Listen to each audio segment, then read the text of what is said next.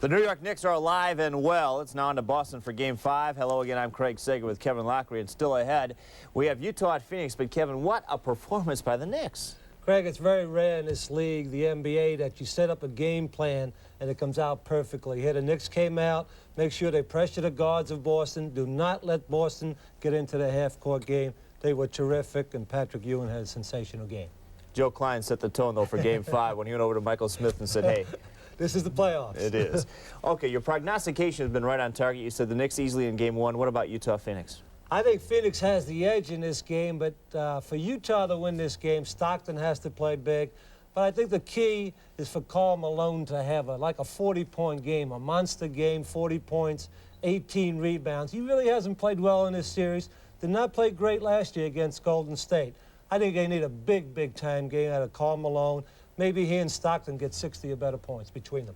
Bob Neal and Steve Jones will be reporting. Up next, Utah and Phoenix.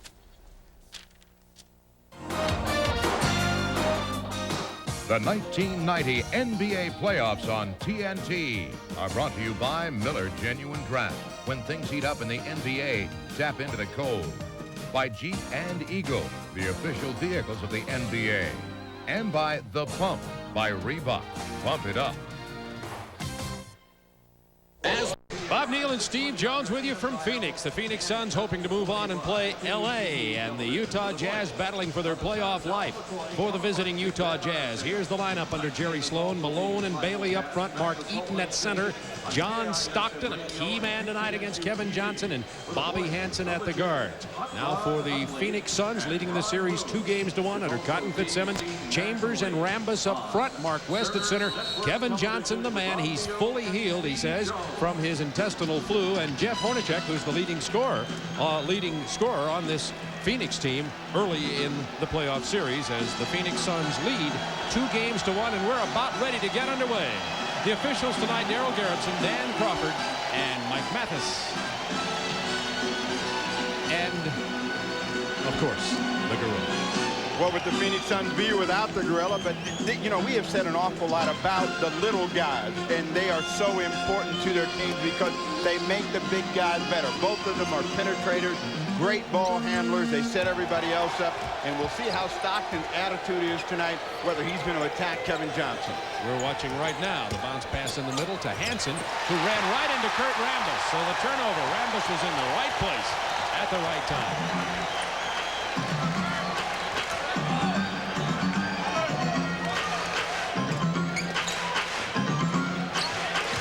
Kevin Johnson now isolated against Stockton. The bounce pass into Hornacek.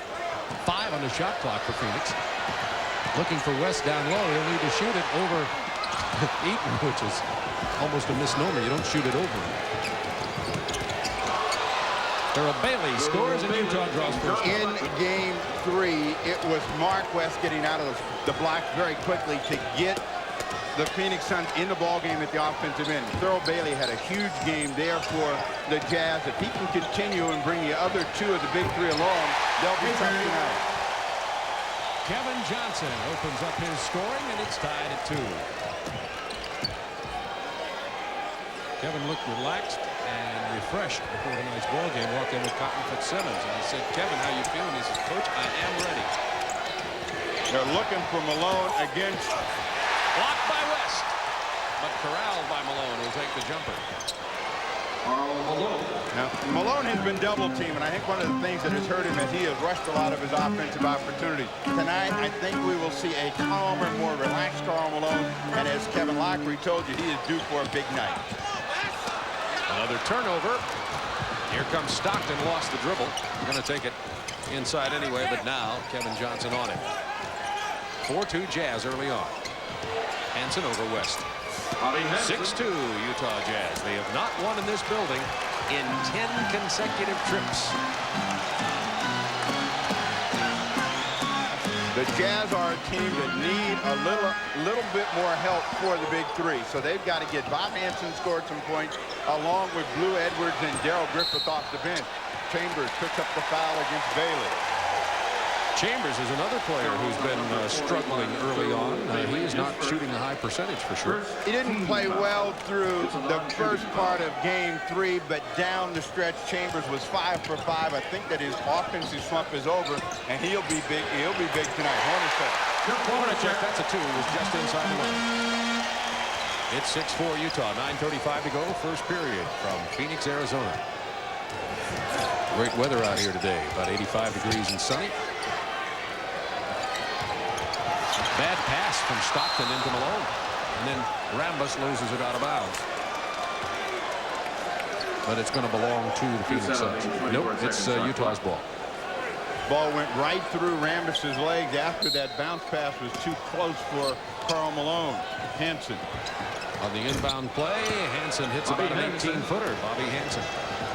When Hansen gets a good offensive start, he becomes very aggressive, very emotional player.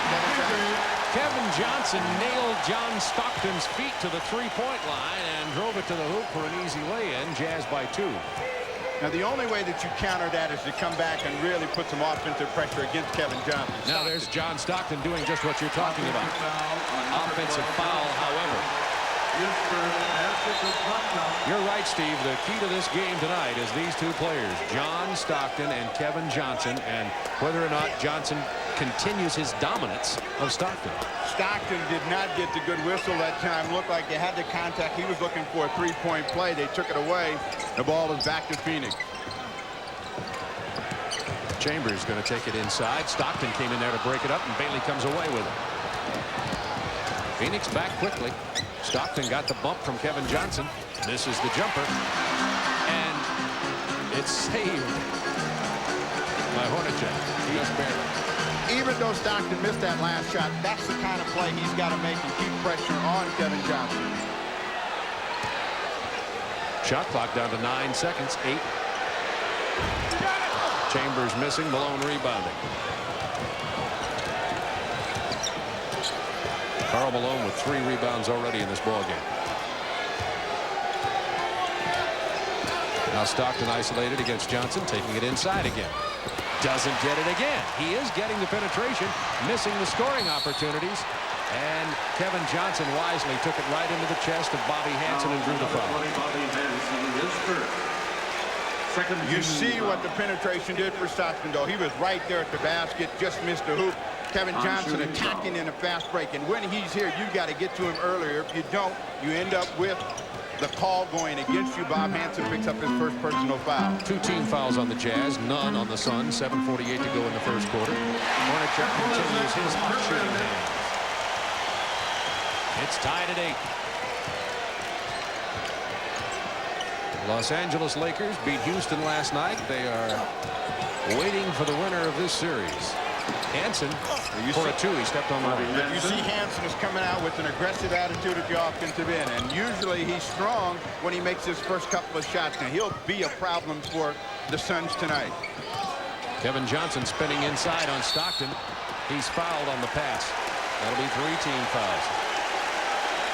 And that's 2 on Stockton early in this ballgame. Number 12, John Stockton. Stockton has lost the advantage because Kevin Johnson has come out attacking him.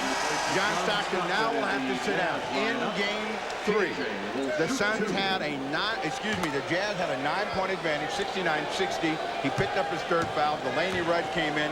Kevin Johnson went for 16 points in the period and changed the complexion of the game. Kevin Johnson, the 1990 playoffs, they're the statistics a little misleading because he played only 9 minutes and not very effectively at that in game 1 because of the intestinal fluid. So Delaney Rudd is in the ball game at the point now. With Rudd, they become very predictable. We'll see how he goes as he attacks Kevin Johnson. He gets it off to Mark Eaton for the easy jam. Rudd 6'2", rookie out of Wake Forest. We have a timeout on the floor. The Jazz lead it by 3. 7 minutes to go in the first quarter. The Utah Jazz have come out tonight with the attitude of making Kevin Johnson play some defense, and a little brush screen will give Delaney Rudd just enough of a seam to create some penetration, and Mark Eaton gets an easy opportunity over the top. But when you see what Delaney Rudd creates, you understand what penetration does to a defense. And if you're Mark, you can just hang around and get opportunities like that all night long. 4 and 37 versus Phoenix. 10 straight losses here. John Stockton on the bench with 2 early fouls. Delaney Rudd in at the point guard for Utah. And as Steve pointed at the beginning, that's really the key to this game because everything will develop out of that point guard situation between these two teams. The Jazz by 3, 6:56 to go in the first quarter. You'll see similar type of plays. Screens for Kevin Johnson trying to set up Tom Chambers as they come back to Chambers against Bailey. Illegal defense against Utah. The first call. It'll be a new 24-second clock. Illegal defense charged for number Jerry Sloan, the 15, head coach of the Utah Jazz. The Suns will take the ball out of bounds. One thing you have to respect about Jerry Sloan, he has got his team to play as hard and as well as they can. He realizes that they're a little bit undermanned, and he believes if he can get all of his people to play to the best of their ability, they can extend this series. Hornacek off the baseline screen, but Hanson's right there in his face. Into Rambis. Kicks it outside to Chambers. Chambers continues struggling, shooting from the field. Only shooting 33% in this series. Bailey left alone. He misses. Mark West gets the rebound. Now, both players had shots that they could make, and you can't give them those kinds of shots all night long and expect that they're not going to start to cash in. Isolation for Kevin Johnson. In the middle, nowhere to go. Malone comes away with it. Here's Bobby Hansen on the run against West. And Utah sets up their half-court offense with 15 on the shot clock. Rudd on the drive. He literally drove Kevin Johnson down to the baseline, missed his jumper. Johnson answers from 18. Like this, he says, and Kevin Johnson has 7 points in this game. Stockton is 0 for 2 and on the bench with 2 personals. All of the Suns' points have come from their guards, and this is a game that we expect a lot of scoring from the Phoenix Suns. Rudd misses again. So the point guards for Utah have yet to score. Johnson from 16, not this time. Rebound Bailey. Very low scoring game so far. 12-11 Utah. We have 5:17 remaining in the first quarter. In game 3, they struggled from the field earlier, and then they picked it up. So both teams shot the ball much better in the second half. Inside to Malone. And Malone rattles it home. He has 4. Bobby Hansen. 2 out of 3 from the floor. And Utah continues with a 3-point lead.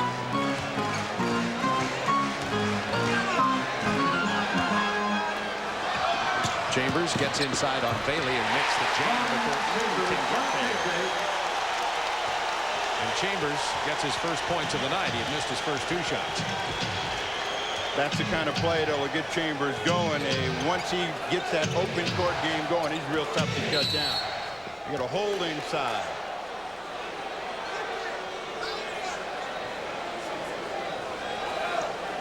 Fouls at number 14. What makes Tom Chambers so tough and keeps Cotton Fitzsimmons happy is his ability to do a lot of things. Offensively, he can shoot it outside. He can take it strong to the hoop. He comes with 2 hands against Mark Eaton. Fouls on Hornacek. His first one, a steal by Kevin Johnson. And Delaney Rudd grabs him in the backcourt. Foul on number 11, Delaney Rudd. It's very difficult to be more and do more than what's in your ability. Rudd is trying to be a penetrator and an offensive player, and that's not really his strength. Phoenix with an opportunity to take the lead. Hornacek for 3. He couldn't have missed it much further. It would have been Hanson's ball, but he fell down. The dish to Rambis. He got fouled, no whistle. West doesn't get it. Rebound Malone. You hear the boos. Jazz by 1. Well, Malone made the call. He wants the ball this time against Kurt Rambis. He's got the middle. And he's got the basket. 6 points for Malone. In the first 2 games where they had a lot of success with having Mark West, eventually end up against Karl Malone. Chambers picks a foul. Hard foul on Chambers as he goes inside. The man who got him first, really kind of a ticky-tack, is Rudd. The guy who got him hard but didn't get the foul called on him was Eaton. You see that Chambers is now beginning to get that attacking posture. The last time a quick spin, now he puts the ball on the floor from the right side, comes to the middle to pick up the foul. He's at the line. 2 Utah point guards now, a total of 4 fouls against Kevin Johnson as Kevin is taking it to him. Told you, Tom Chambers shooting just under 33%. Here's Dan Marley. As Rambus sits down, and Dan Marley's been playing very well in this playoff series.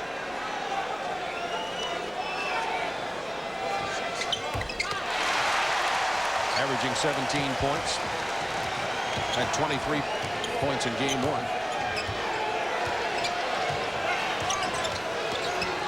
They're going to come back to Malone, and this is a matchup that's presented Malone the greatest amount of problems. West. Mark West gave him the jumper, and Malone answered. And Malone has 8 points to lead all scorers. Kevin Johnson has 7 for Phoenix. Jazz by 3.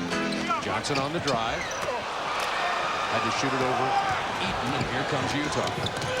Phoenix kind of standing around on offense, not getting that slash to the basket you usually see from this team. Delaney Rudd gets the penetration. Phoenix a little bit cold here tonight.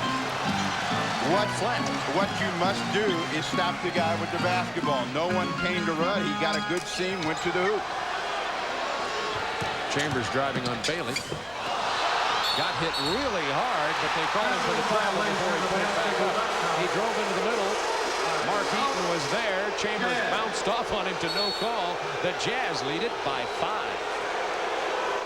Can continue to get opportunities like this against Tom Chambers. It'll be sweet music for the Jazz as he uses his quickness to get into the middle to score an easy opportunity. Tom Chambers, on the other hand, is trying to attack the basket and runs into Mark Eaton. He felt he should have got a call, picked the ball back up and got a charge. So the Phoenix Suns have lost a little bit of control here in the early part of the ball game. 2:38 to go. Suns down by 5. There's that shooting percentage. Phoenix at 43. Chambers only 1 out of 4 from the floor. He continues his nightmare. That's 25%. His percentage getting down around 30 now. Now they're going to be coming back to Karl Malone. They come back down on the box. He ties up Mark Eaton as he jumps in there. This will be an interesting matchup here. Dan Marley, 6'6". And he's giving away about 8 inches here. The Suns have to look to steal the tap. So Eaton is going to try to get the ball inside. They say that he stole it. That call came from Daryl Gerritsen, who was the man watching it. Eaton is saying the ball never got thrown up. He got it on the way up. There's no question about it. Jazz lead it by 5. 2 minutes to go, first period. Can you believe the Suns, the highest scoring team in the playoffs, have scored only 15 points with 2 minutes to go in the first quarter? But the Suns are the type of team that is very explosive and in 2 or 3 minutes can hit you for 15 points. Now, the Jazz have been able to keep them in a walk-it-up-the-court, half-court posture. That's the greatest success that they can have against them. They've shot a high percentage that keeps them from running as well. That foul was on Mark Eaton, by the way. The final in New York, 135-108 the Knicks. That game goes back to Boston Garden for Game 5. By the way, the free throw parade has started here. 7 personal fouls have already been called on the Utah Jazz, only 1 against Phoenix. The Jazz are averaging committing 30 fouls per game in the playoff series. Jazz by 3. 2 minutes. Utah in the penalty, only 1 team foul against Phoenix. Rudd wants that screen. Got inside for the 12-footers. He lost Kevin Johnson on the drive. Rudd's playing well in relief of John Stockton. See, the attitude of the guards tonight against Kevin Johnson is to make him play some defense at the other end. He has burned them. He comes back with his own jump shot. He's got 9 in the period. Kevin had missed his last 2 shots before he got that one. It's 22-19 Utah, minute 28 to go in the first quarter. Rudd on the drive. Bailey gets it blocked by Mark West. Marley feeds Chambers. He's fouled hard by Malone. Malone picks up his first personal. You'll see great recognition by Rudd to give Thurl Bailey that opportunity. A better defensive play by Mark West starts the transition. for Kevin Johnson and the Suns, and it's good passing that will get Tom Chambers an opportunity to go to the line as Malone does not give him a chance for the dunk. Chambers cannot throw it in the ocean in this series. You can't believe that that'll last. In the Jazz Blue lineup. Edwards checks in, a rookie out of East Carolina. He's been a tremendous addition to this club. You know, in your driveway, you'd love to average 18 and have a bad series. Exactly. And that's where he's going right now. He's struggling, and he's averaging 18. But look at that field goal percentage, 32%. The important thing for Cotton Fitzsimmons and Chambers is will he be available to play big offensively down the stretch? He was in game 3. Jazz by 2. Hansen misses his jump hook. Chance here for the Suns to tie or better. Chambers open. Shoots a near air ball. Chambers is 1 out of 5 tonight. You're as bad as the fans here in Phoenix. They feel that Tom Chambers has not played in the playoffs yet. So Chambers perhaps is sensing a little pressure of not performing up to his regular season standards. But I think he's the kind of player that if he continues to look at the hoop, he's going to finally strike. Well, he's 14 out of 45 in the series, and I'm going to get off his case right here. Jazz by 2. Malone misses, and he goes down. It'll belong to the Phoenix Suns with 38 seconds to go in the quarter, and another chance to tie or take the lead. One of the things that Malone can do to help himself against Marquez is when he has him out on the perimeter, put the ball on the floor, go to the basket. Johnson finds a way into the lane, and he gets another foul with 32.7, and that's on Mark Eaton, and he has 2. But you see the kind of havoc that Kevin Johnson's penetration has created against the Jazz. As they try to react, they haven't been able to shut down the middle. Eaton picks up another personal foul. You see the disparity in fouls right there. 9-1. Eaton's been limited to only about 19 minutes a game in the playoffs. He's going to go to the bench right now. Here comes Mike Brown. If you go back to a year ago when the Golden State Warriors exposed Eaton and not allow him to stand in the middle, the Phoenix Suns have done the same thing, and with that penetration ball movement, they have hurt them. It is tied at 22 with 32 seconds to go in the first quarter. And it's been done from the free throw line. Get ready to see a lot of free throws here tonight, folks. Rudd with the penetration, the drive to Malone. He gets fouled on the shot, so he'll go to the line. Fouls on number 24. Tom Chambers gets his first personal foul. We're talking about Chambers struggling a little bit. Malone also is only shooting 37%, and he had taken 62 shots coming into this game. Now, they both have had tough series. A lot of it has to do with the defense and the people that have played them as the Jazz go to the line for the first time. But in this first period, we have seen the value of having someone that can penetrate and break down the defense. And with that, you see them collapsing and making a difference. And here's another guy. With those numbers, you might ask for a big raise. How about solid but not great? We expect more from the mailman, and he usually delivers. Jazz by 2. Time remaining in the first quarter. Lower right of your screen. Kevin Johnson isolated against Delaney Rudd, the rookie from Wake Forest. In this situation, you want Kevin Johnson to give the ball up early. He decides to shoot it. Doesn't get it either. Rims out of there. And there's the full-length toss. It wouldn't have counted anyway. And the Jazz hold on to a 2-point lead after the end of the first quarter from Veterans Memorial Stadium in Phoenix, Arizona.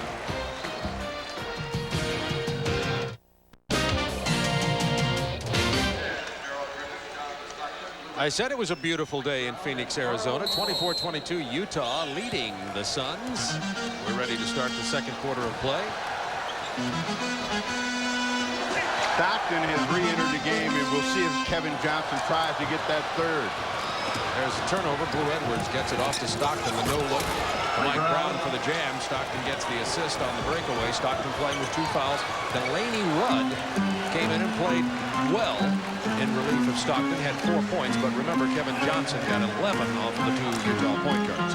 Eddie Johnson, who just entered the game, kicks it out to Marley. Phoenix shooting very poorly to open this ballgame. Darrell Griffith off the bench, missing the layup. Eddie Johnson with the rebound. Ahead to Chambers. A This is not the kind of game that Utah wants to get into. They don't want to get in an up and down game. They'd like to have that transition opportunity where they can. Kevin Johnson comes back with 2 more. Kevin Johnson has 13 points. The Jazz lead it by 2. 1 minute into the second quarter. Here's Stockton against KJ.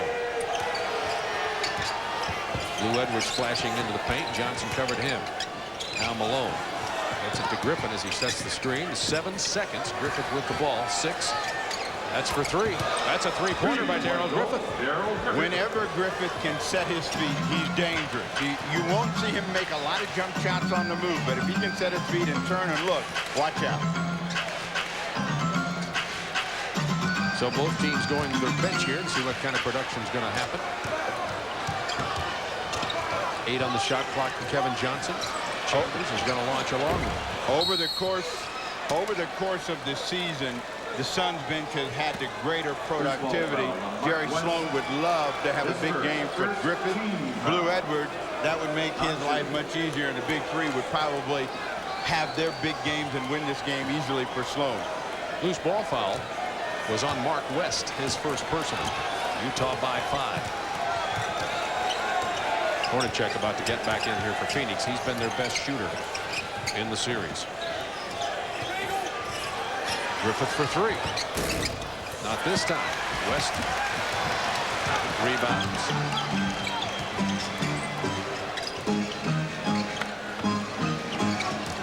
Eddie Johnson, the scorer from the baseline. Somebody got a piece of it. It was Blue Edwards, and he'll be called for the foul.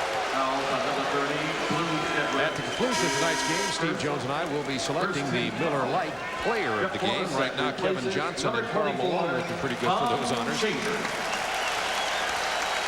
Maybe a little early to pick the player of the game. Hornacek comes in for Chambers. That's known as lobbying. Lobbying. I am lobbying. I do that with you, and it has an effect on your choice later in the game. It works.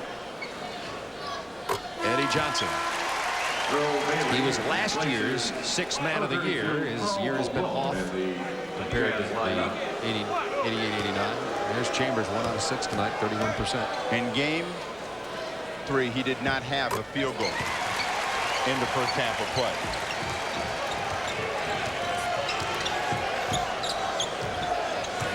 Chambers also started game 3, 1 out of 6. Utah by 3. Bailey defended by West. Knocked it out of bounds. 6 on the shot clock for Utah. Rambis is back into the ball game, and West will get a rest. So it's Rambis, Hornacek, Marley, Kevin Johnson, and Eddie Johnson on the floor now for the Phoenix Suns. Bailey, Brown, Edwards, Stockton, and Darrell Griffith for Utah. 4 on the shot clock. 3, Mike Brown. Not his shot. We've got offensive basket interference as Edwards wanted to get up and hopefully jam that home, but he got it while it was above the cylinder. Again, Blue Edwards showing tremendous leaping ability. Out of the corner will come Edwards. He grabs the side of the basket. Hornacek gets it to Rambis. That's his own rebound. Rambis has been doing one thing for the Suns in the series, and that's rebounding. That's what he's there for. They would like for him to have contributed a hoop there, however. Hornacek on the runner off the glass from Kevin Johnson, who had penetrated down to the baseline. Jazz by 1. Hornacek has 6. It's 3 out of 4.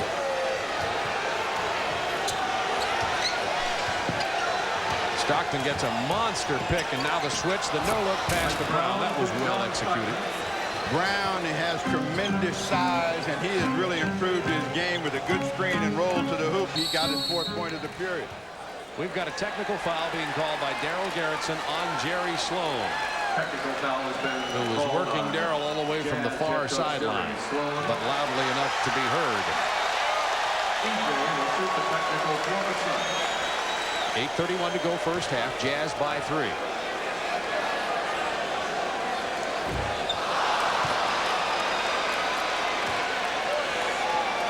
The screen sets this play up for Brown as they both switch out on John Stockton, and with that vision that he has, he whips it in, and Mike Brown has it easy too. Eddie Johnson missed a technical. Phoenix is shooting 84% from the line in this series, but tonight they're flat. Appear not to be concentrating all that well. 4 on the shot clock.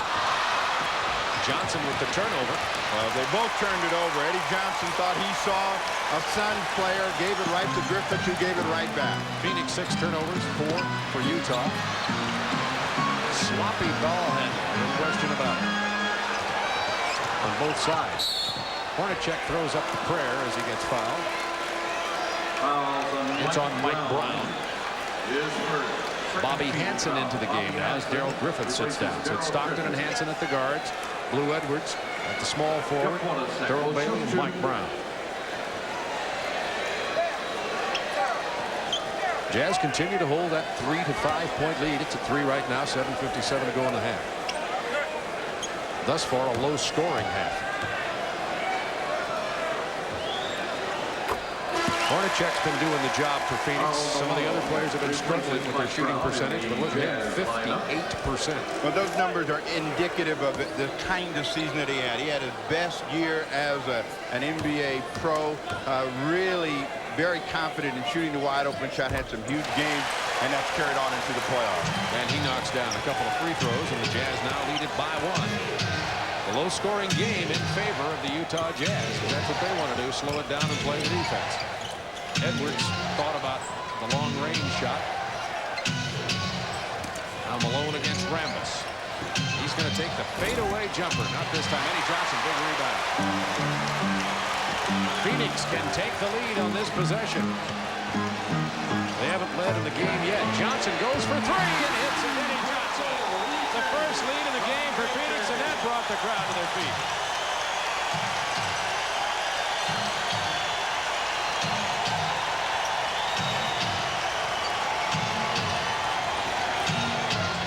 Kicks it to Edwards. Now we've got a switch. Kevin Johnson on him. Malone gets fouled by Rambis and hits the finger roll. Malone has 12 points. On that Eddie Johnson field goal, as you watch Bailey and Rambis come together, you heard the crowd erupt. Now you know why this is such a good place for the Suns to play. I don't know what they'll do to duplicate the noise level when they get their new building. West into the ball game for Rambis. Rambis has only one person to foul him out. In fact, nobody on Phoenix has more than one foul. 3 of the Jazz players have 2 fouls.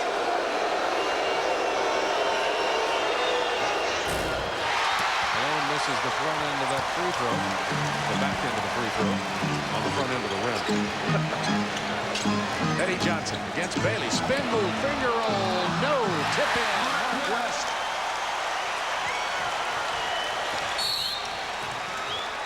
Eddie Johnson is down after he made the spin. It looked as though he caught an elbow, and we have a timeout. Eddie Johnson down there. Kevin Johnson committed the foul to get that whistle sounded. The Suns lead it by 2, but Eddie Johnson, last year's 6-man, is down. Looks to be all right as he gets up here. Maybe he just got a long distance call. We're going to take a commercial timeout. We'll be right back to Phoenix, Arizona. What makes the 3-point field goal attempt possible for Eddie Johnson is one of those subtle things that Kurt Rambis is noted for. You'll remember that replay we showed you earlier where Bailey and Rambis came together. That's the collision that gave Eddie Johnson all of that time. And with his kind of marksmanship, that much daylight is usually going to come with something good. Eddie Johnson's all right. He was telling Mike Mathis there. I don't know about you, Mike, but I saw a foul there. I felt a foul. I ate a foul. I lived a foul. Phoenix now with a 2-point lead. 6:41 to go in the first half. They're looking for Bailey, who had a huge night in this matchup against Dan Marley in Game 3. Marley did a good job of keeping Bailey just out of his turnaround jumper range, and the Suns can build a 4-point or better lead. Eddie Johnson penetrating inside and getting the hoop. It's a 4-point Phoenix lead. The bench has been doing it. Eddie Johnson has 7 all in this quarter. Kevin Johnson has 13 points. He leads all Phoenix scorers. Stockton has yet to score.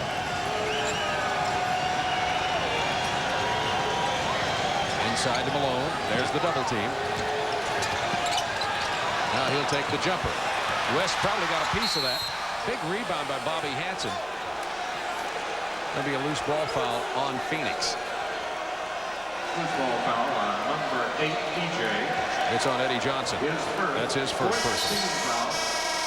Mark Eaton checks back in for Utah, and Blue Edwards will go to the bench. So it'll be Eaton, Thurl Bailey, and Karl Malone up front with Bobby Hansen and John Stockton.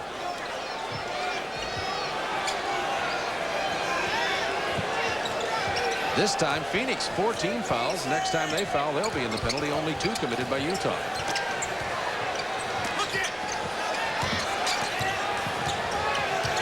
That's what Malone has to do against Mark West, and he does. That time, he looked as though he was going to take the jump shot. West came up. He went by.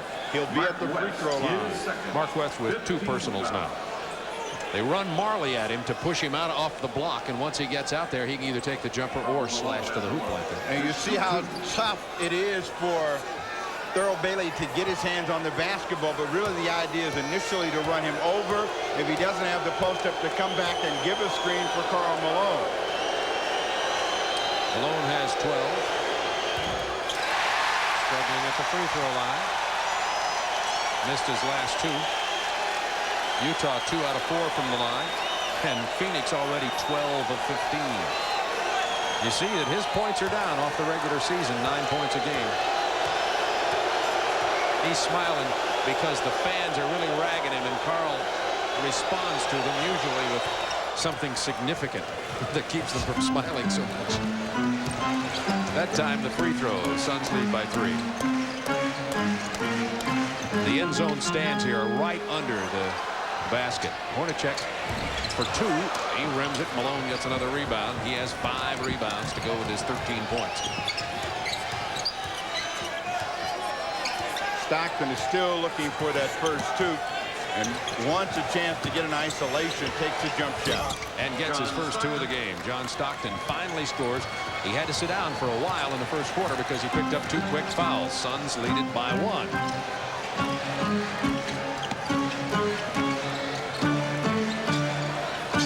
Marley takes the 21-footer. It doesn't go down.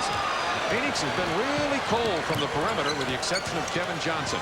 Stockton drives. Hornacek almost stole it. 18 up on the shot clock. Chambers is going to get back into the ball game. He sat down, remember, only 1 of 6 from the floor. And Kevin Johnson gets his first rest. So the guards will be now Marley and Hornacek. Bobby Hansen shoots it over Marley.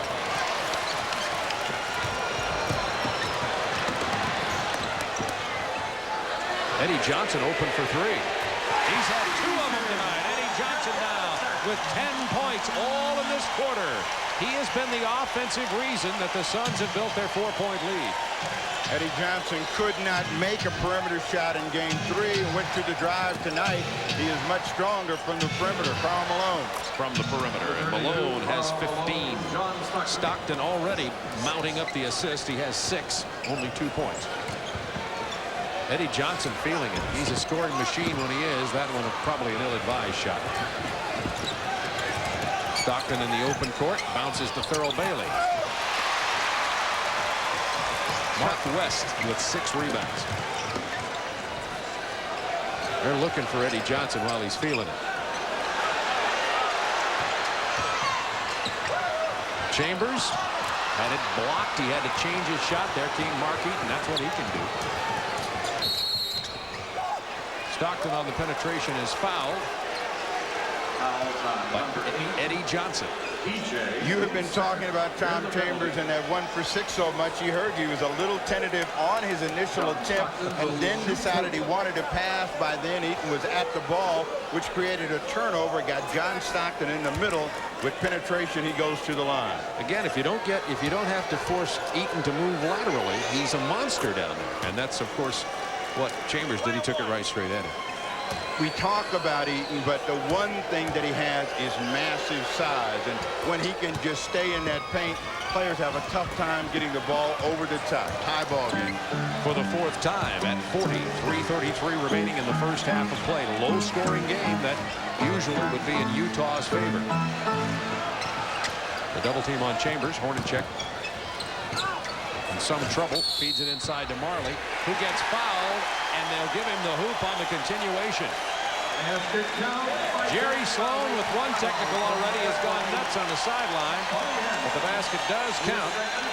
The personal is on Bobby Hansen, and he has 2. And Marley will go to the line to shoot 1. Hornacek trying to get down in deep, saw Marley. Marley with a good decision to put the ball in the air. You see the reaction of Hansen? No. But now it's a chance for a three-point play. And it is. And the Suns back out by 3 with 3:19 to go in the first half. The Jazz still have only 3 team fouls. Suns in the penalty. Malone over West, and that's a tough order, so you had to shoot it long. Thurl Bailey with a big low side rebound. That was a tough angle putback for Bailey. Chambers on the drive has it simply taken out of his arms by Karl Malone. But the foul before he got inside there. We'll be back. There's a timeout. Continue in a moment. Hello again, I'm Craig Sager. Coming up at halftime, highlights of the Knicks' victory over the Celtics. Doug Collins will have the latest from the Knicks locker room, and Kevin Lockery will join me in the studio for his thoughts on the Eastern Conference playoffs. We'll also meet Kevin Johnson off the court. But now back to Bob Neal and Steve Jones. Thank you, Craig. Before we went away, that was not a foul. It was a jump ball situation. The strength of Karl Malone's hands is what made this happen. As Chambers is coming across the middle, he exposes the ball. Malone gets his hand on it, and Chambers is not able to do anything with the ball. We have a jump ball at the Suns' end of the floor. Malone and Jerry Sloan thought they had a steal. Suns up by 1, 2:54 to go in the first half. Chambers and Malone.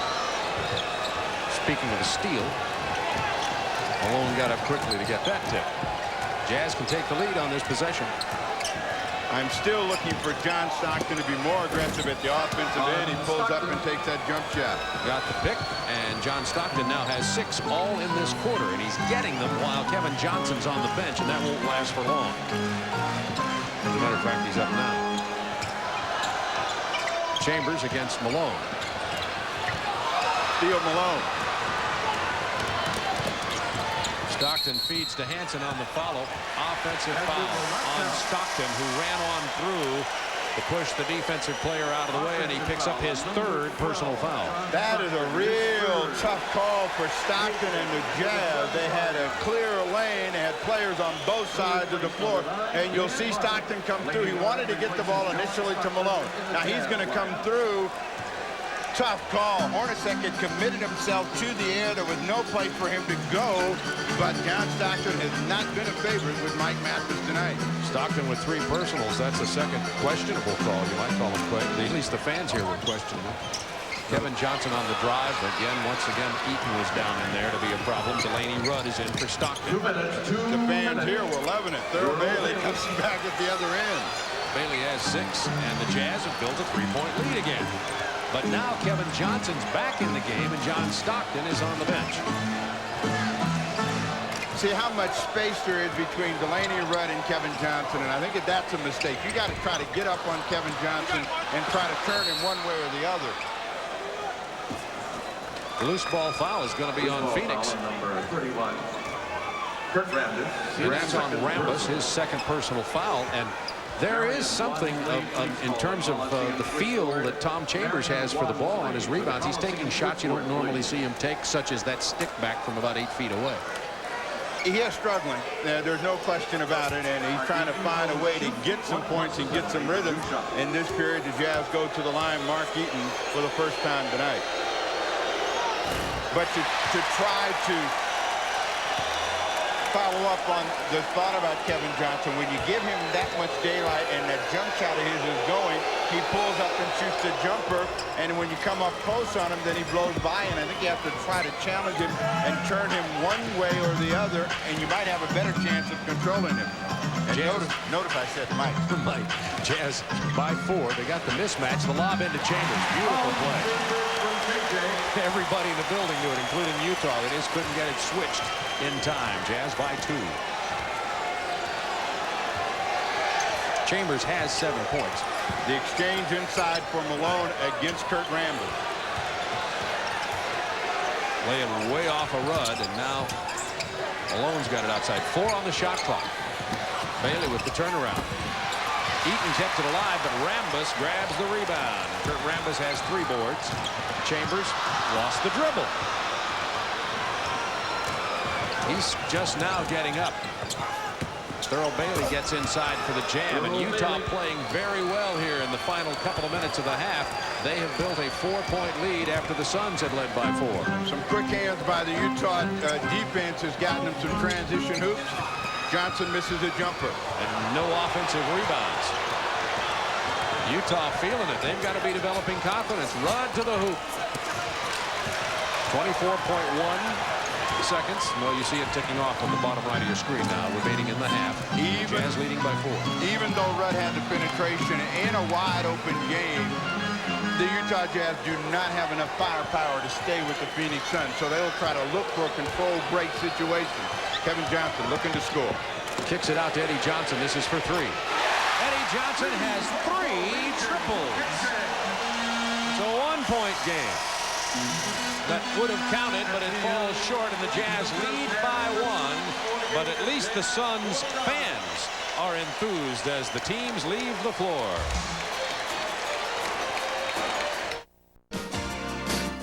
The 1990 NBA playoffs on TNT are brought to you by Jeep and Eagle, the official vehicles of the NBA, and by The Pump by Reebok.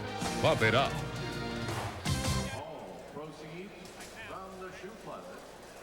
Prudential Halftime Report is being brought to you by the companies of the Prudential.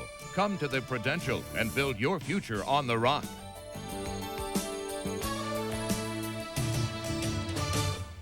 At Veterans Memorial Coliseum in Phoenix, the Jazz lead the Suns by 1. Hello, I'm Craig Sager, and back with me in Playoff Central, as he has been all night long, Kevin Lockery. And Kevin, tremendous pressure not only on New York and Utah tonight, but also the coaches. You know how they come and go, and some people said Jerry Sloan was in trouble. I've heard that, Craig, but I think it'd be a tremendous mistake. Here, Utah, 55-27 on the season, their best record ever. They had a tough playoffs last year against Golden State. Phoenix is the better team when Kevin Johnson is healthy, so it'd be a shame to see anything happen to Jerry Sloan. He's a tremendous coach. Okay, well, still more, of course. Another half to go tonight. Knicks fans did not go to the Garden tonight, expecting this to be their last game of the season. Neither did Patrick Ewing and the Knicks. Let's go to Doug Collins, who's standing outside the New York locker room. Thank you, Craig Sager, and with me, Patrick Ewing. Patrick, what a great start for you tonight. You hit your first 8 shots, and then from there on, you guys were never challenged. Yeah, you know, my teammates got me the ball in great position, and tonight, you know, I'm not ready to go home, and my teammates behind me, we just felt it. It felt good. You know, it's really amazing when you look at the turnaround in this series, the big win, 27 points after the low that you guys had on Sunday. What can you guys do as a mindset to go into Boston Garden and get Game 5? Well, our mind, we are in the right mindset right now. You know, everybody counted us out. They had already dug our graves and, you know, ready to put the dirt in on us. We feel good. We feel, you know, it's destiny. We feel that, you know, we're gonna go up to Boston and beat them, and we feel very good. We feel confident. You know, Patrick, one of the things you guys did tonight, your pressure defense, you forced turnovers. You got 46 points off your turnovers. You guys did a great job on the board. You shot a high percentage. Can you, on the road, play that kind of defense? I think so. I think we just have to stay confident and keep playing the way that we're playing. I think Charles Oakley and everybody is doing a tremendous job, and that's the reason why we tied the series up. Well, Patrick, good luck on Sunday afternoon. I know this was the kind of taste you wanted to leave in these New York fans' mind after a great season you've had. Good luck to you Sunday, and back to you, Craig Sager. Well, thank you, gentlemen. Despite the loss tonight, doesn't Boston still have the home court advantage, or do you say New York has the momentum? No, I'd hate to have to go into the Boston Garden and try to win the last game of any series. New York's played 2 great games at home, but winning in Boston in the last game with Larry Bird, McHale, Parrish, it's going to be difficult. Well, if you like Kevin Johnson, I guarantee you'll like him even more after you see what we have coming up. Stay with us.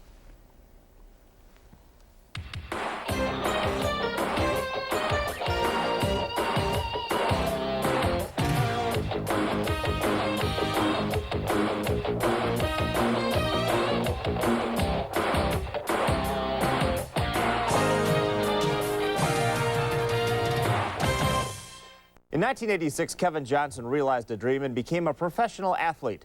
However, he never made it to the big leagues, and he retired from the Oakland A's organization to pursue a career in basketball. After being drafted by Cleveland, he sat the bench. But a trade to Phoenix, and 2 years later, he's a son who would make anyone proud. It may have taken the flu for those outside of Phoenix to realize how important Kevin Johnson is to the Suns. KJ rose from the sickbed to give new life to Phoenix's playoff hopes. There might not be any magic in this Johnson's name, but like his counterpart from the Lakers, he is the heart of the team. Though Kevin plays for Phoenix, he is at home in Sacramento, and it is here where he has laid the foundation for St. Hope Academy, a center for underprivileged kids in the Oak Park community. This community is very depressed, and I think that, you know, me coming back has meant so much to the community because they know that people haven't forgotten them, and that means a lot to them. I mean, you can see the people's eyes light up because you have cameras and people here, and it's not a drug-related incident or it's not a crime taking place, and that's definitely something that doesn't happen in this community. Kevin earned a scholarship to the University of California, not only for his athletic ability, but also for his academic excellence. He is a role model who puts as much into his personal life as he does his professional life. Everybody will think that automatically this is going to be a big gym where you teach basketball all day and teach them how to be a good athlete, where that's the least of our concerns. We want to expose them and equip them with the necessities to cope in the real world. Athletics is a part of it, especially if you can use it as a teaching mechanism.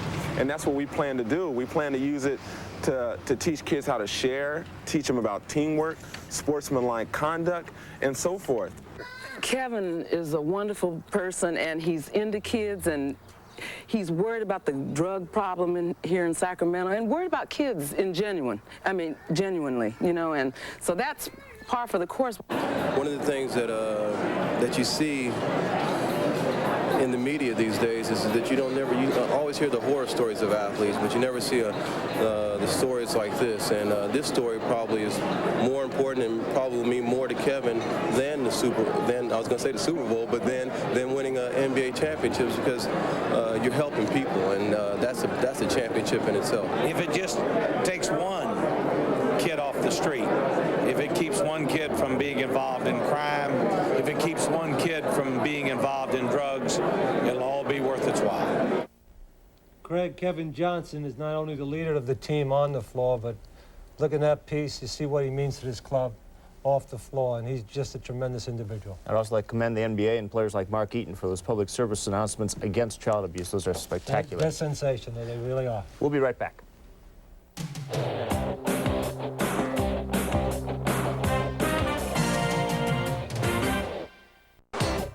Making it great inside the NBA. Brought to you by Pizza Hut.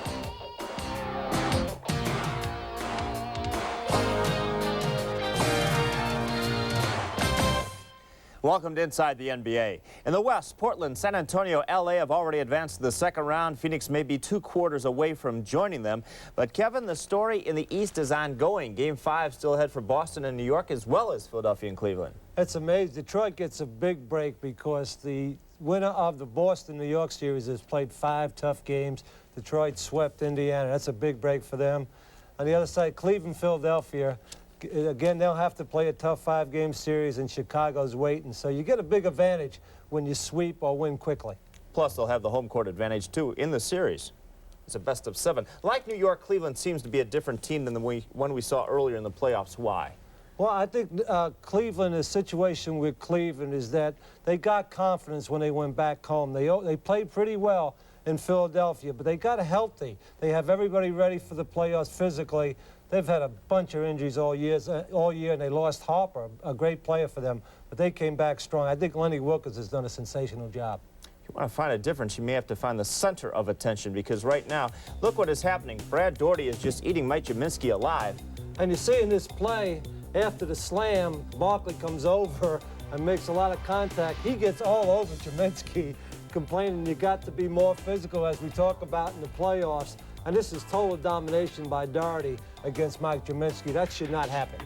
Barkley's also mad because Gminski has not been in foul trouble, and he says, don't let that guy go to the basket.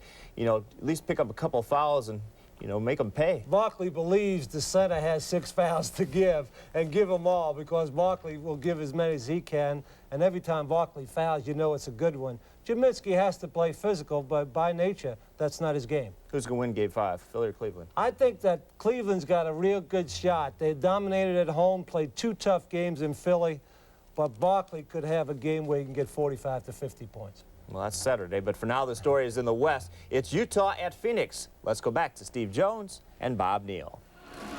Thank you, Craig Saber. So Kevin Lockery goes out on a limb and says Cleveland at Philadelphia in Game 5. Steve. Well, that limb is not too bad a limb to be out on. It's a team that's got a little confidence, playing with some momentum, and they played 2 real close games in Philadelphia. Speaking of close, 49-48, low-scoring game here. Is that going in Utah's favor? They have the lead by 1 at halftime. The tempo of the game and really all of the activity is in favor of the Utah Jazz right now. Certainly, it has been a very physical basketball game, and the kind of game in which Utah excels.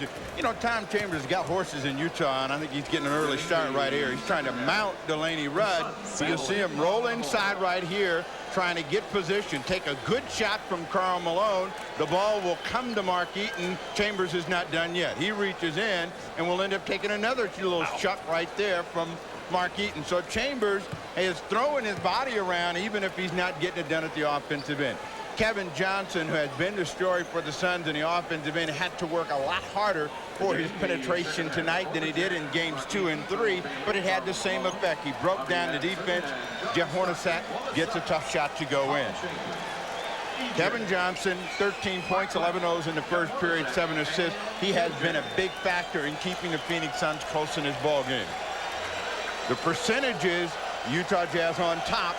And you see that the Phoenix Suns are struggling, but it's been the production of Eddie Johnson has been a difference.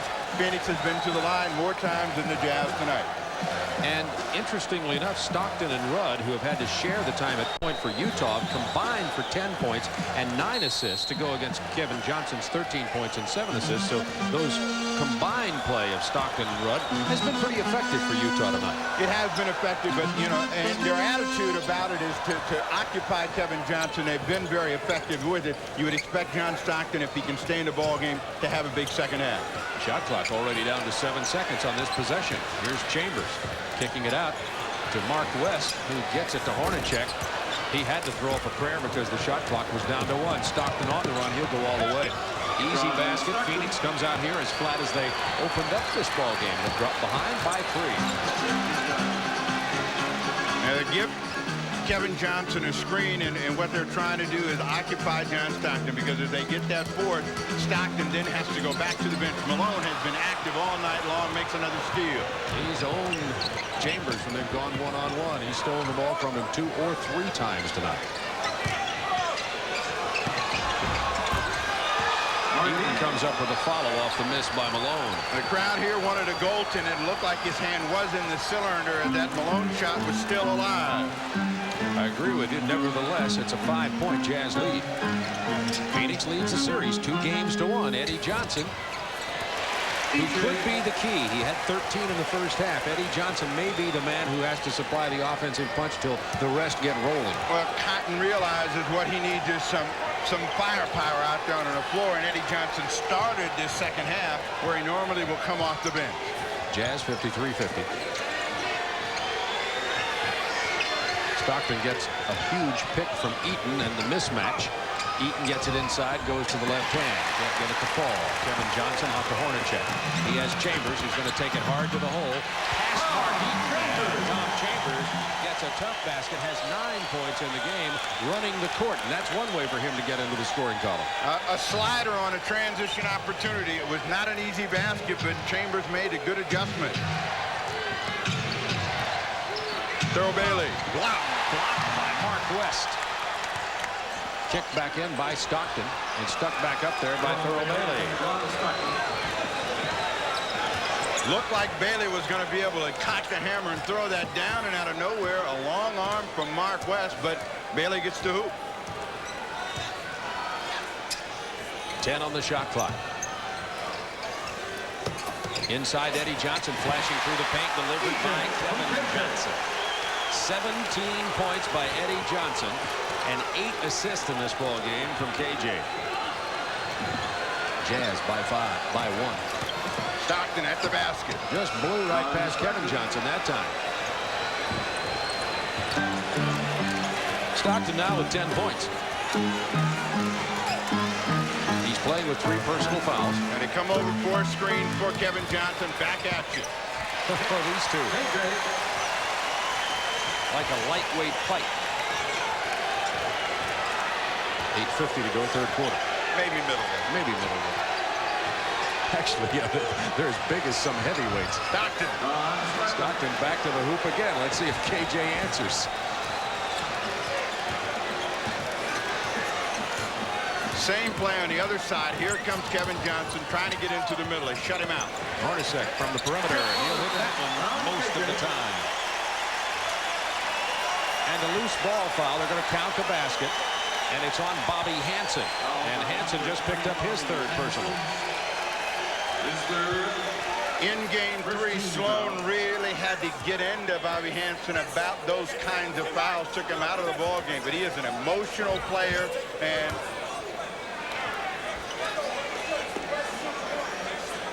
sometimes his emotions get away from him. You'll see Kevin Johnson looking for that screen, and then Seema Daylight right there. He's in the basket. So that's Kevin Johnson going on one end. Stockton came right back down the other way and answered. And now it's the Jazz by 1 in possession of the ball.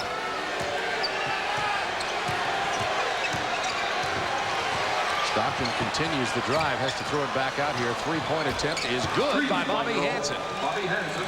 Stockton has 8 assists now. Hansen has 9 points after the triple. And it's much tougher to play defense and offense when you're having to be concerned about shutting your man down.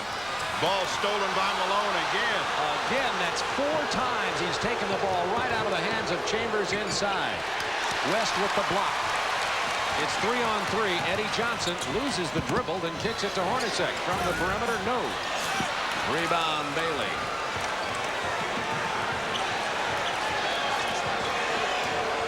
The Phoenix perimeter game, save for a couple from Eddie Johnson and a couple from Kevin Johnson, has been about non-existent. The competitor in Stockton is out tonight, and he has taken the challenge. Hansen misses that 3, chases a shot. Loses it out of bounds. Belongs to Phoenix, trailing by 4. 7:17 to go in the third quarter. In this third period, how many times have you seen John Stockton try to create some penetration, make Kevin Johnson play defense on him? Now Hansen playing the defense on Hornacek. Shot clock to 10. West with the pick. This is for 3. Kevin Johnson hits the triple. And Kevin has 18 points, and it's a 1-point Jazz lead. We're seeing a shootout here in the third quarter after very low scoring first half.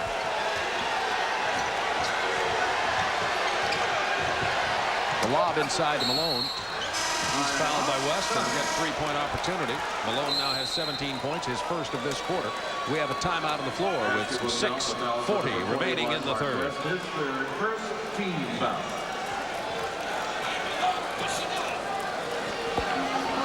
Are brought to you by Honda, maker of fine quality automobiles. Test drive a Honda at your local dealership today. And by Royal Caribbean. A Royal Caribbean cruise is lots of different vacations in one. Royal Caribbean, it's all here.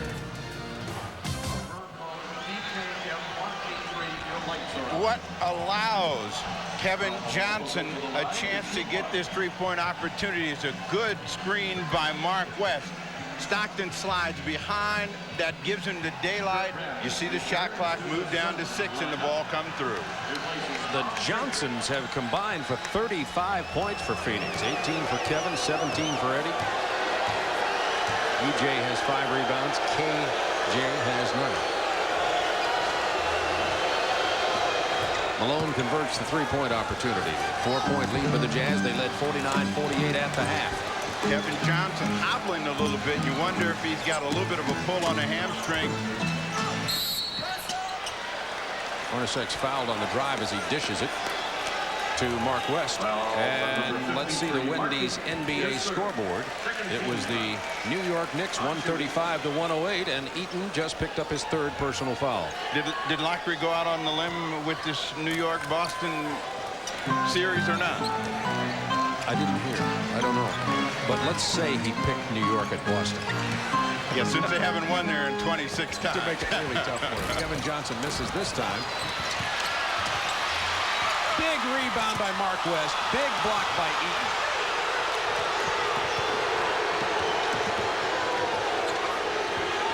Hanson's open for the jumper.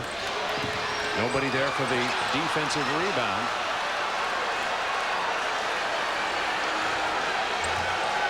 .57 to go, 3rd quarter. Jazz by 4 with the ball. Malone against Rambis. Rambis gets the rebound. Well, they brought Rambis back in to do some of that dirty work and help them control the board. Tom Chambers has not been effective on the board tonight. Eddie Johnson on the drive. And he runs right into Mark Eaton. Nice no-look pass. And the Hornacek gets the lay, and he takes a pounding down there. Hornacek has 12.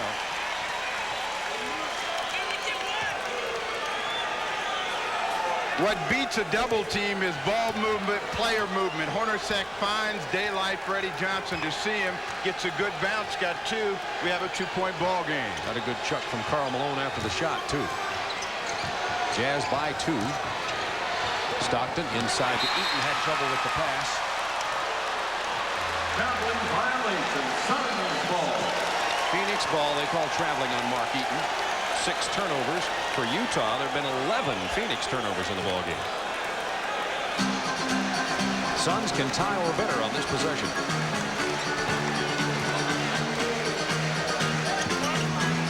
Off the screen, Eddie Johnson. Kicks it to Eddie Johnson, to Kevin Johnson. West with a rebound. Another power rebound. Over Eaton. Mark West playing like a man down low. 6 points for Mark West. The crowd on their feet for his effort. 8 rebounds to go with his 6 points. Tied at 65. Crowd back into it now. Kevin Johnson is ailing right there. Got nailed pretty good. Eddie Johnson complaining, but you'll see the screen come up by Thurl Bailey, and you can see Bailey and Eddie Johnson hook up right there, and the foul is called. Eddie Johnson with 3 personals. Team fouls, 2 on each team with 4:34 to go in the 3rd quarter. The nature of this game, and we showed you some replays of it, is very physical. This is the kind of game that the Jazz prefer to play, where they have their bodies all over you, making contact. You see Malone get a piece of Rambis. Eddie Johnson comes out of the ball game. Well, he has 4 fouls now, and Tom Chambers comes back in. Chambers has contributed only 9 points in this ball game. Eddie Johnson sits down with 17. Stockton got the Thurl Bailey pick, misses the jumper. Phoenix running now.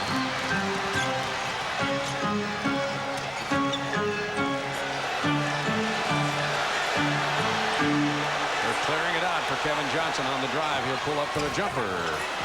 Rebound Bailey. A long rebound gets Utah running. Malone uncontested.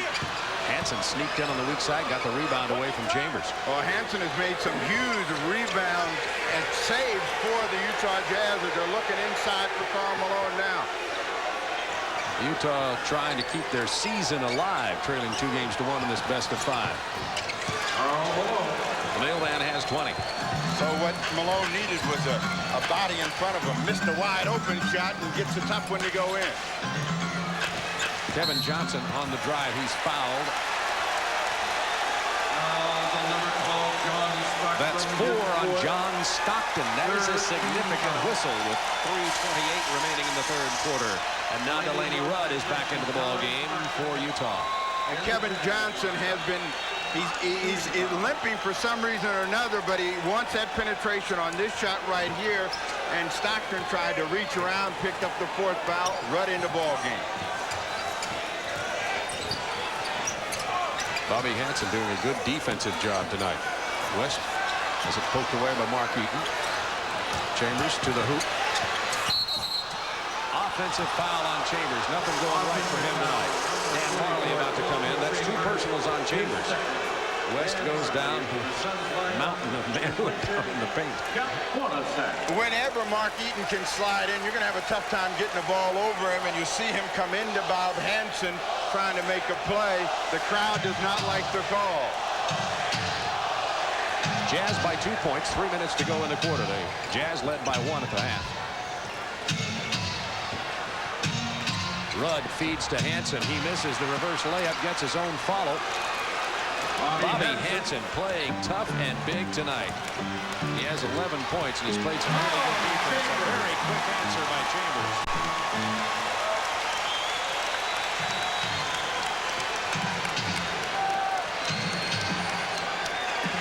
Same play right in the middle. Bailey from 21 feet. Rebound Marley. Kevin Johnson pulls up. He's gone cold from the perimeter now. Here comes Delaney Rudd. Hanson couldn't handle the pass. I thought it was a pretty good pass. Hanson just couldn't get his hands on it. Timeout on the floor. 2:19 to go in the third. We've got a beauty going here in Phoenix.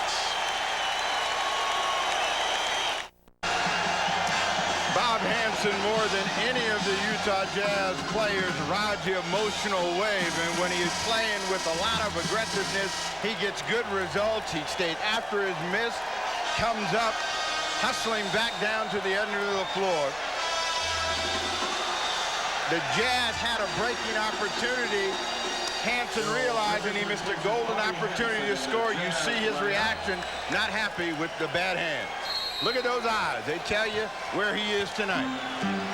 Those statistics don't really give you an idea of his contribution. He has been intense. Jazz by 2. Suns can tie or better with 2:10 to go in the quarter. Kevin Johnson finally gets one to drop after missing 3. And now it's 20 points for Kevin Johnson. That's the 6th tie in this contest.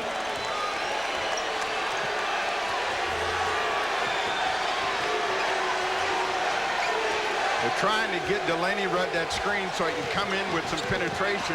Throw Bailey. There's that offensive rebounding by Utah. They've done a whale of a job tonight. Rudd coming away with it this time. Was kept alive by Bailey. Griffith 4-3. He hit it. He hit the first one when he came into the ball game. So Darrell Griffith has 6 points on a pair of 3-pointers.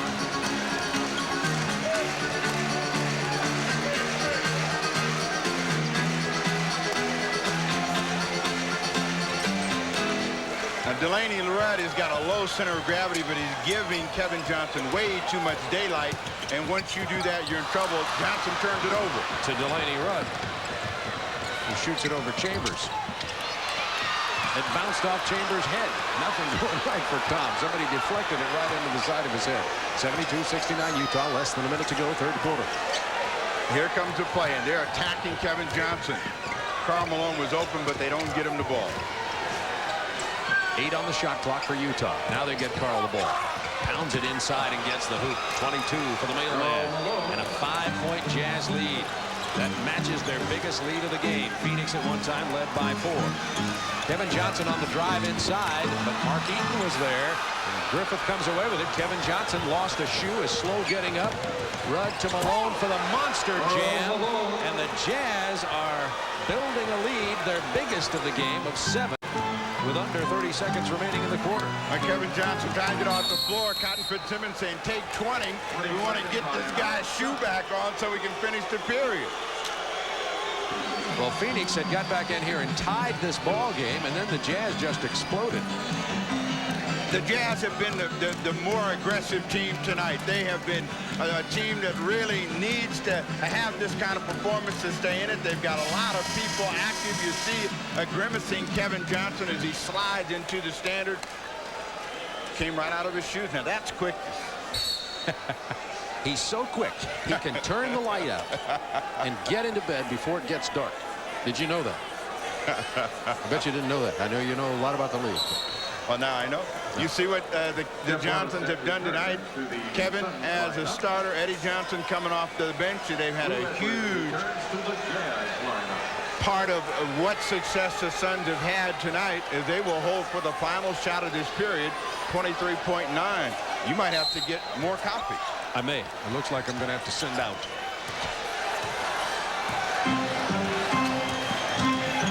Four-second differential in the shot clock and the game clock.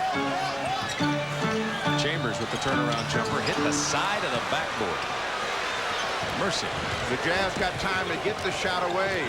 Suns came early with that. Griffith for three. And he got it. Darrell Griffith has 3 3-pointers in the game, and the Jazz are going to end this quarter, unless that drops, and it doesn't, with a 10-point lead. And a minute and a half ago, this game was tied.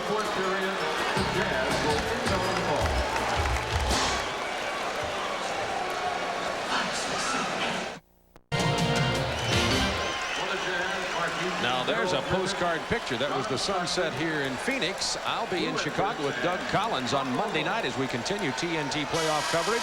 That's at 8 Eastern time, and we'll have semifinal doubleheader. Teams yet to be determined. Beginning at 8 Eastern time, we'll have a doubleheader on Tuesday night. A 10-point run by Utah in the final 2 minutes of the third period. It was tied at 69.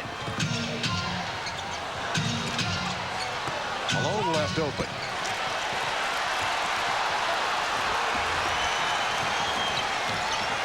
Hornacek hard to the hoop. He's fouled by Mark Eaton. Mark Eaton will pick up his 4th personal.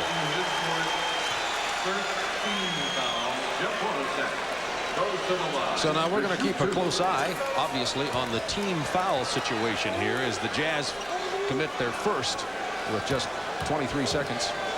Hornacek trying to energize the Phoenix Suns, comes back with a good aggressive move at the offensive end to get Mark Eaton out of the ball game. He picks up his 4th personal foul. Kevin Johnson will get a quick breather. Eddie Johnson back into the game from Mark West. Eddie Johnson playing with 4 fouls also. We told you that Utah in this playoff series was committing 30 personal fouls a game. There have only been 18 free throws shot here by Phoenix in this ball game. You saw Kevin Johnson stand up. He looked at Tom Chambers and said, Tom, this is your period. Let me hear from you. Jazz by 8. Phoenix would go on to play LA if they win tonight. Utah wins Game 5 Sunday at the Salt Palace. Hornacek's 2nd personal. For both Stockton and Johnson, this screen is really key in starting their penetration, and we've seen it all night long. Malone comes over, sets the screen. That starts to play. Mike Brown. From the perimeter, tipped away by Chambers into the hands of Marley to Hornacek. Hard to the hoop goes Chambers. It's stripped away. That's 5 steals by Karl Malone off Chambers when he tries to penetrate. Stockton looked like he was fouled hard, no call. Now Chambers handles. If this were baseball, we would say that Malone has stolen a sign from Chambers. And he knows exactly when he's going to put that ball in the air. Now 4 straight Sun points have cut the 10-point lead to 6. Crowd here pleading for defense from the Suns.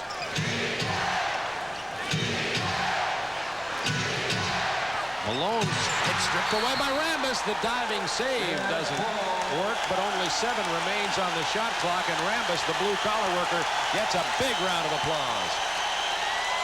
You see Malone and Rambis fighting for position. Malone had the advantage until he had the ball stripped away. Griffith for 3, finally misses one.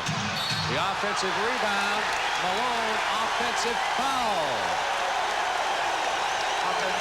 That's 2 personals on Malone.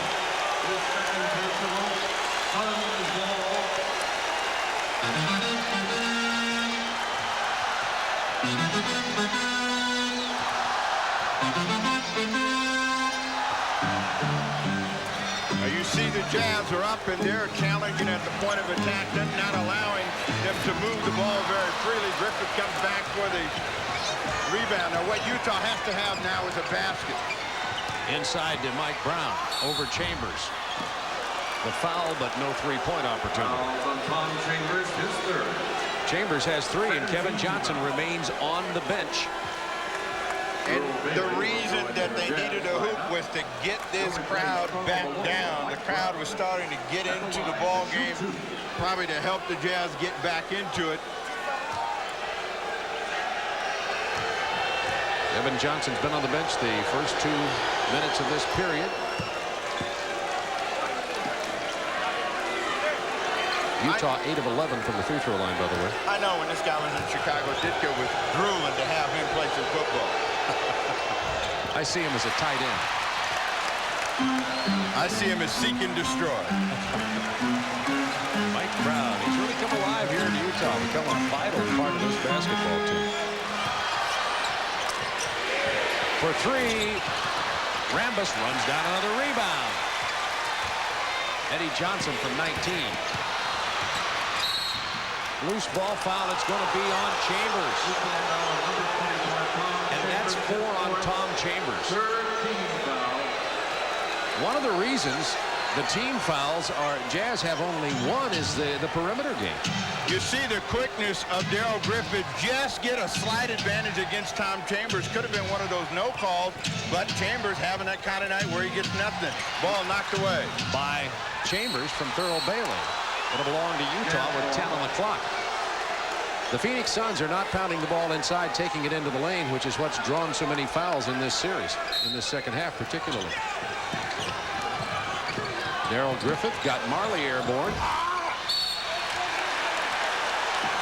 Rambis called for the loose ball foul.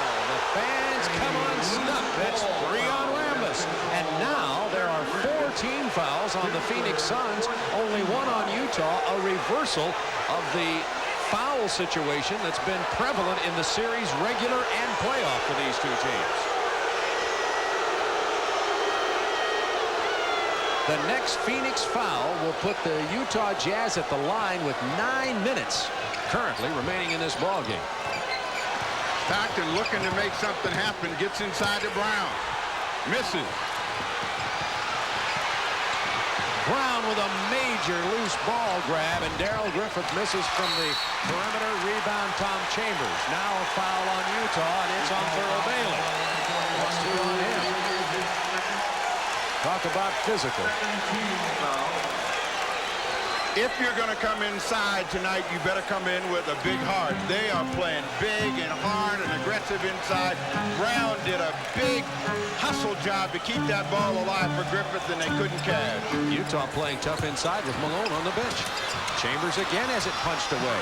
Rambis flips it out here, but he gets it to Griffith.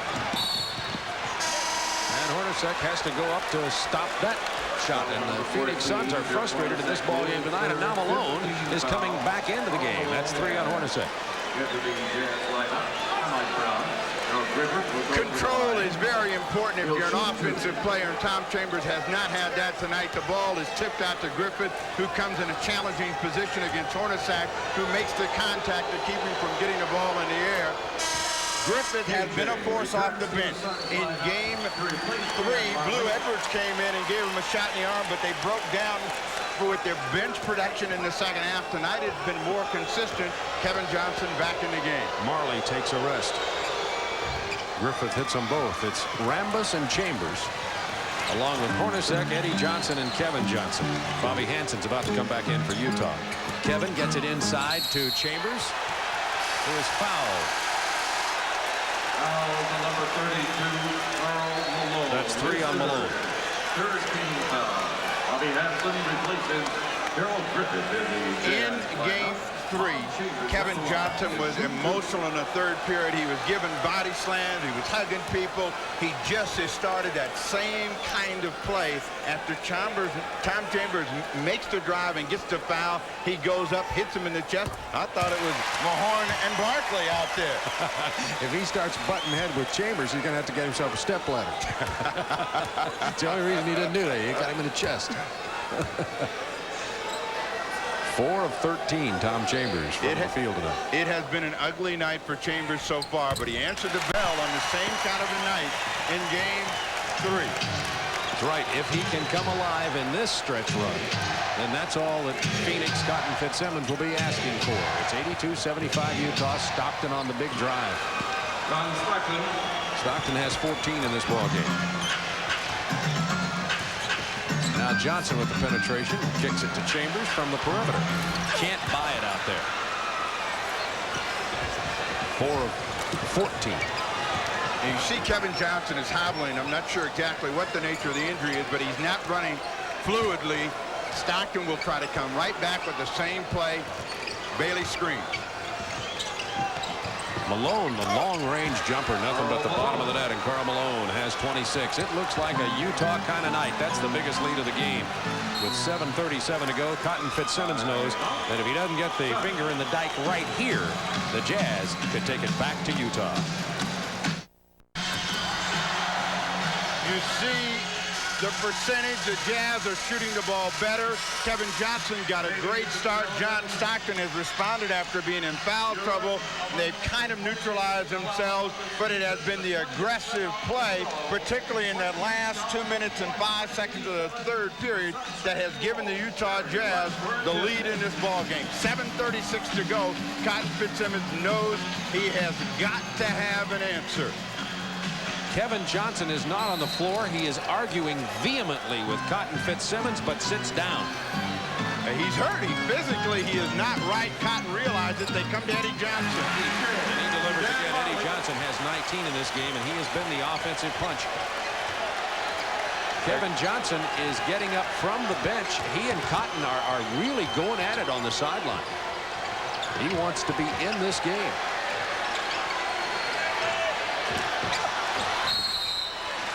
The foul. Remember, Kevin Johnson had hamstring problems earlier, and he was holding his right hamstring at one point when he fell down beneath the hoop. But as Steve pointed out, he had been injured prior to that. You see, Ramos picks up his fourth. He's trying to stay loose and active down at that end of the floor down there. He wants to get back in this. He realizes they have to have this game tonight. They do not want to go back to the Salt Palace and play Utah up there.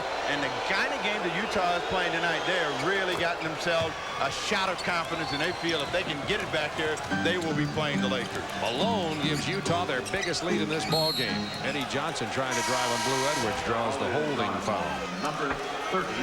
Now Mark West will come into the ball game for Rambis, and Mark Eaton comes back in for Utah. Number 53, Mark Eaton replaces Malone has answered his critics tonight. He has been solid. 10 in the first, 5, then 9. He's got 5 going now. So he has helped build that lead for the Utah Jazz. Eddie Johnson against Bailey.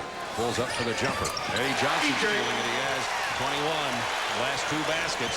It's a 10-point Jazz lead with 6:50 remaining in the ball game.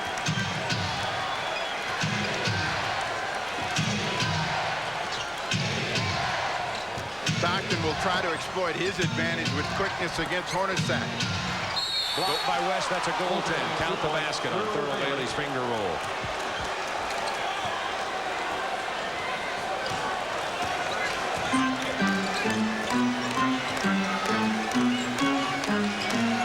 Kevin Johnson on the bench. He's not happy about it, but he's got leg problems. Looks like a hamstring.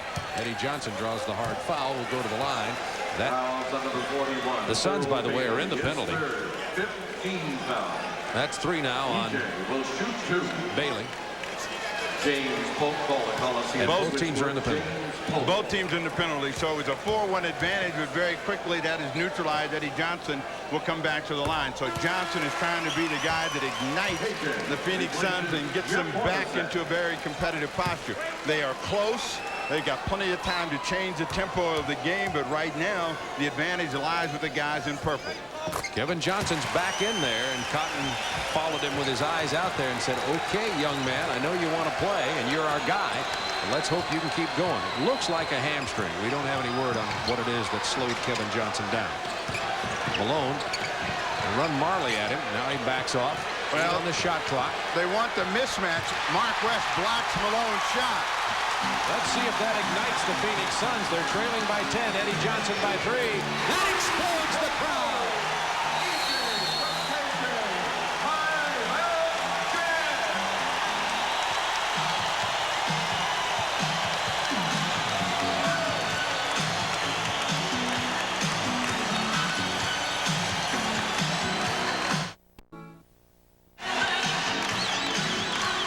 to leaders. John Stockton leading everybody with assists, 14.7 per game. He has 13 in this game with 5:54 remaining to go with his 14 points.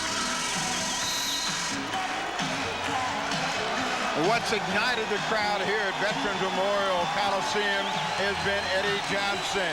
And the only way you're going to shut down Eddie Johnson is to wrap him in asbestos because he's on fire tonight.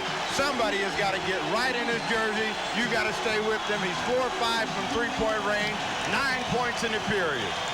Phoenix trails it 91-84. They have never led in the second half. They were down 49-48 at halftime. They tied it at 69, and then a Utah explosion.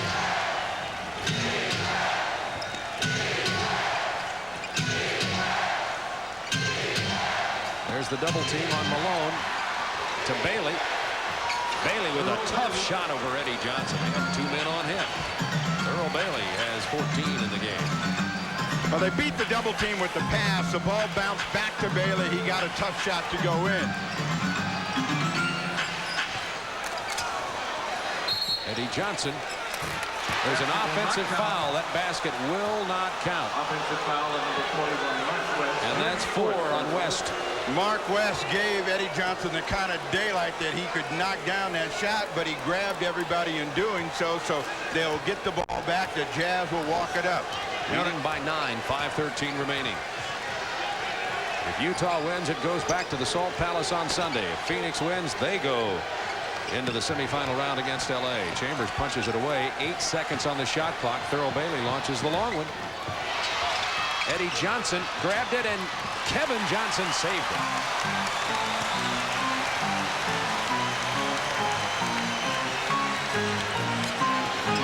Kevin Johnson with a big jumper. He's definitely slowed down. He doesn't have that lightning quickness you usually see. Remember, he was ill with intestinal flu in game 1. Didn't feel that good in game 2. Came back very strong in 3. Said he felt really good before the game tonight, but he's been limping most of this second half. Now he's very explosive off the dribble. Bobby Hansen from the corner. Gets his own rebound, kicks it to Stockton. They'll start it all over again, leading 93-86. What got the Jazz the lead was being very aggressive at the offensive end. When they missed, they didn't hesitate to put the ball back up. And even though the clock is giving them an edge, they don't want to become tentative. They turn it over. To Malone. Chambers on the run. He's fouled by Bailey. Malone was down there too, but I think they'll give it to Bailey, and that'll be 4. So Chambers will go to the line with 4:05 to go, trailing by 7. Do you sense an intense finish? It's been an intense ball game. I don't know if we can turn it up anymore. The crowd has reached a real high fever pitch right now. They're trying to bring him back. Chambers continues to struggle. 5 of 7 from the line tonight. There's a hopeful fan right there. No field goals in this quarter for Tom Chambers with 4:05 to go.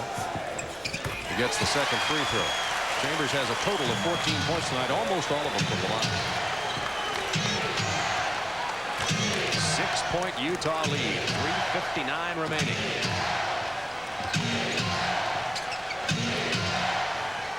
Bailey open in the paint. Earl Bailey from John Stockton. Big 3 doing their job for them. Bailey been very quiet but steady tonight. Kevin Johnson looking for a shot.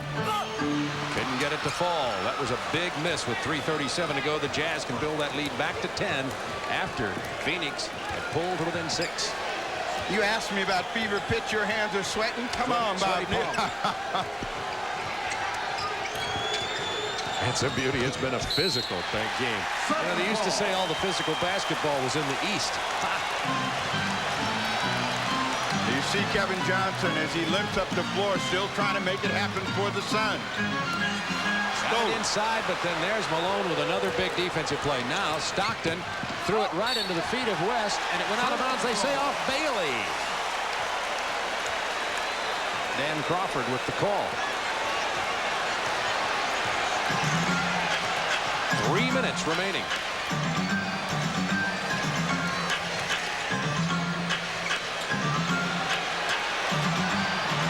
Eddie Johnson for 3. Another one. Eddie Johnson has hit 5 3-pointers in this ball game. Out of 6 attempts, and it's a 5-point Jazz lead. My, oh my, was that big. Eddie Johnson has 29 points.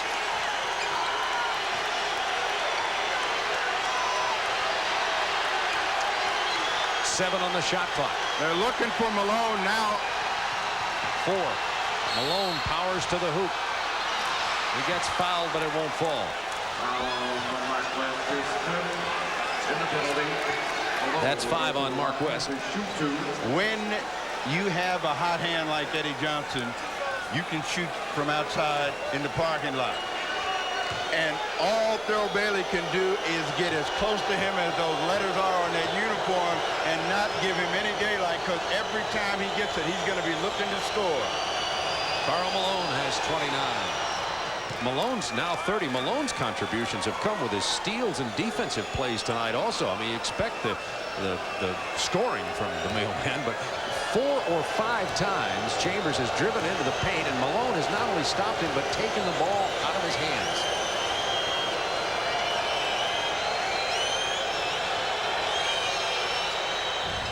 Jazz by 7, 2:23 to go.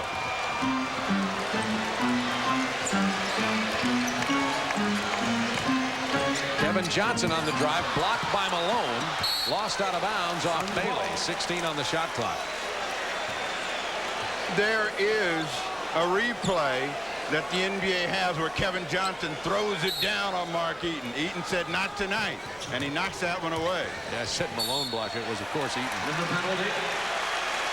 Now that's on Malone, and that will be 4 personal fouls. Eddie Johnson with his 29 goes to the free throw line with 2:11 remaining in this ball game. Malone looks at the clock and the big replay screen that they have at the other end just to verify that it was a foul. But the crowd knows that the guy that's going to get it done for him tonight is Eddie Johnson. And when it's fallen, it's fallen. That thing went everywhere. He used every inch of the rim.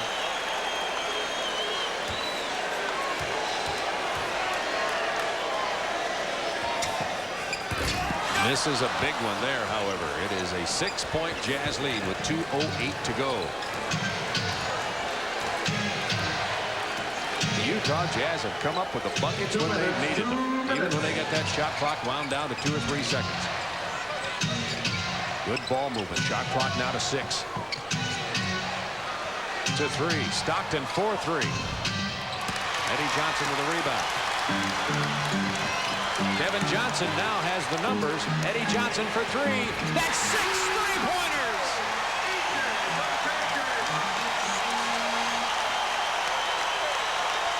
Oh, mercy. Utah by 3. Minute and a half to go. They're on their feet here at Memorial Coliseum. Bailey from long range drills a 2-pointer. Bailey has been steady down the stretch. He's got 8 in the period, but he had better stay wherever Eddie Johnson is out on the floor. That's the guy with the cannon right now.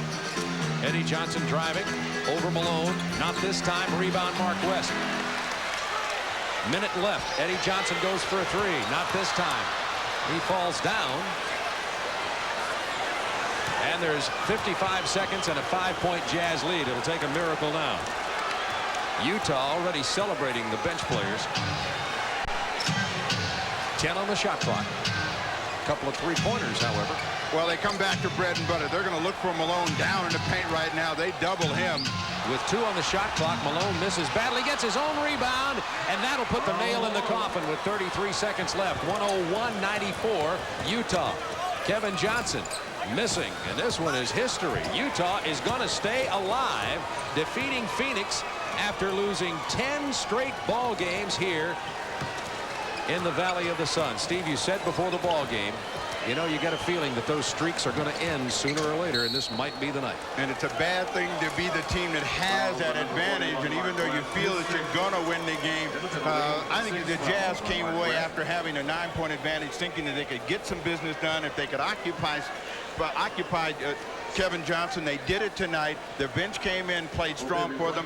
Malone returned to the mailman that we have seen during the regular season, and they got big, big play tonight, an emotional game for them, and they'll go back to the Salt Palace, and you can't say that Eddie Johnson did not do his job tonight. Eddie Johnson had a whale of a game. 33 points in the game. 16 in the fourth period, 13 in the second. I think he sat down in the third. That's the only way to stop him. You see that coming into this game. Utah was 4-37 here in Phoenix with 10 straight losses, and that'll end tonight. And this ball game goes back to the Salt Palace on Sunday. Another game 5. Much more competitive first round action in the NBA playoffs this year than last. By far. Jazz by 9 with only 9 seconds to go. So Phoenix did get one win in game 2 at the Salt Palace with 2.6 seconds remaining. There's a foul call. Jerry Sloan and his coaching staff did a good job of preparing this team for this game tonight, and the free throw situation and the foul situation did not go so heavily in Phoenix's favor in this building tonight. Well, you talk about preparation. Most of it was on the emotional side. Sloan is a very fiery personality. He instilled some of that in every one of those guys tonight. He said, hey, the only thing we can do is play our hearts out. They did that. They out-hustled them. They were the aggressors tonight, and the difference is on the scoreboard. An advantage of 10, which took place at the end of the third period. Kevin Johnson played very well at the beginning of the ball game. Looked like he was going to really chew up the 2-point guards, Rudd and Stockton. However, he started looking gimpy in the second half and just never really regained his form. And the Jazz win by 11. Utah scored the last 10 points of the third quarter and the last 8 points of the fourth quarter to get this 11-point victory here tonight and send this game, this series, into the 5th and deciding game in the first round Western Conference playoff series between Utah and Phoenix. So the Jazz happy to get it and get out of town, and Bobby Hansen is intense even after the buzzer sounded. We'll be back for final comments in a moment.